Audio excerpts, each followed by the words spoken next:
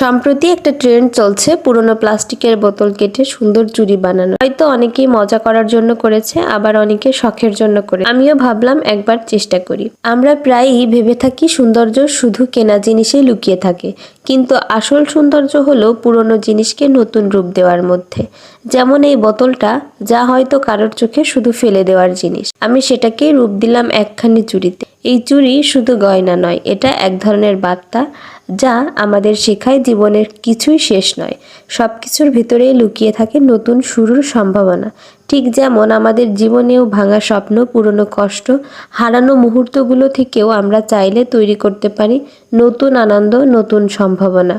এই চুড়িটা শুধু অলংকার নয়, বরং আশা এবং সৃজনশীলতার প্রতীক।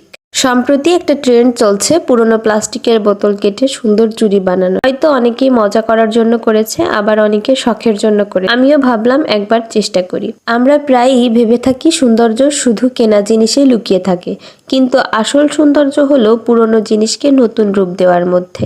যেমন এই বোতলটা, যা হয়তো কারোর চোখে শুধু ফেলে দেওয়ার জিনিস, আমি সেটাকে রূপ দিলাম একখানি চুড়িতে। এই চুড়ি শুধু গয়না নয়, এটা এক ধরনের বার্তা যা আমাদের শেখায় জীবনের কিছুই শেষ নয়, সব কিছুর ভিতরেই লুকিয়ে থাকে নতুন শুরুর সম্ভাবনা।